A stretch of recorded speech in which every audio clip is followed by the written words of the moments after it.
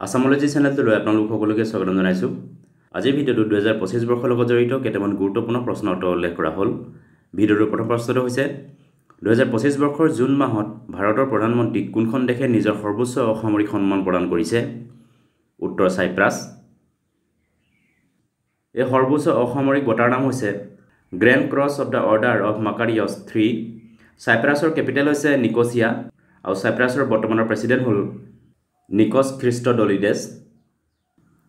ISSF junior বিশ্বকাপ 2025 বৰ্ষত কোন ঠাইত অনুষ্ঠিত কৰা হ'ব?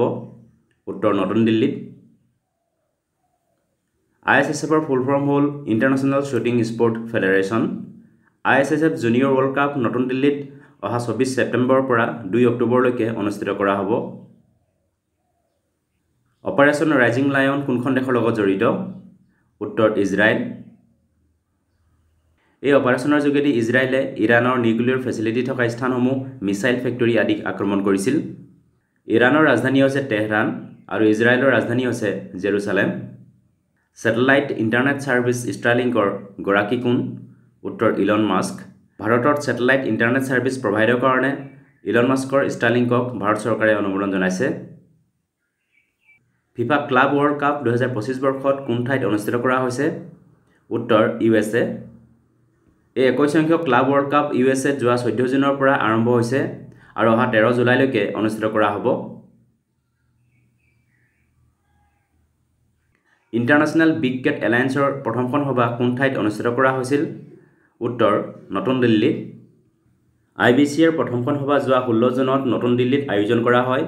মন্ত্ৰী পৰ্যায়ত অনুষ্ঠিত হোৱা এই সভাত 9খন দেশৰ প্ৰতিনিধিয়ে অংশগ্ৰহণ কৰিছিল। এই 9খন দেশ হ'ল ভাৰত, ভূটান, কম্বোডিয়া, এছৱাটানী, গিনি, লাইবেৰিয়া, ছুৰিনাম, সোমালিয়া আৰু কাজাখস্তান। বিশ্ব মৰুভূমিকৰণ আৰু খৰাং প্ৰতিৰোধ দিৱস কোন তাৰিখে পালন কৰা হয়? উত্তৰ 17 জুনত। 2025 বৰ্ষৰ এই দিৱসৰ থিম আছিল restore the land, unlock the opportunity. 2025 বৰ্ষত ফুড প্লেনেট পুৰস্কাৰৰ বিজয়ী কোন? উত্তৰ নাইট্ৰ'কেপ্ট। নাইট্ৰ'কেপ্ট হৈছে ছুইডেনৰ এটা হাঁহ উৎপাদন কোম্পানী। এই পুৰস্কাৰ ছুইডেনৰ কাৰ্ট বাৰ্কফোৰ্চ ফাউণ্ডেশ্যনে প্ৰদান কৰে। ফুড প্লেনেট প্ৰাইজ হৈছে বিশ্বৰ আটাইতকৈ ডাঙৰ এনভাইৰনমেণ্টেল এৱাৰ্ড। 2025 বৰ্ষত আল্টিমেট টেবুল টেনিছ লীগ ক'ত খেলোৱা হৈছিল? উত্তৰ গুজৰাটৰ আহমেদাবাদত। 2025 বৰ্ষত আল্টিমেট টেবুল টেনিছ লীগৰ টাইটেল জয় কৰে ইউ মুম্বা TT নামৰ দলটোৱে। 2028 বৰ্ষত ইউনাইটেড নেশ্যনছ অ'চিয়ান কনফাৰেন্স অৰ্থাৎ ৰাষ্ট্ৰসংঘৰ মহাসাগৰীয় সন্মিলন ক'ত আয়োজন কৰা হ'ব? উত্তৰ চীন আৰু দক্ষিণ কোৰিয়াত।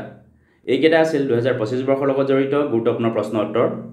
ভিডিঅ'টো চোৱাৰ বাবে ধন্যবাদ। যদি ভিডিঅ'টো ভাল লাগিলে লাইক কৰিবলৈ লগতে চেনেলটো ছাবস্ক্ৰাইব কৰিবলৈ অনুৰোধ জনালোঁ। ধন্যবাদ।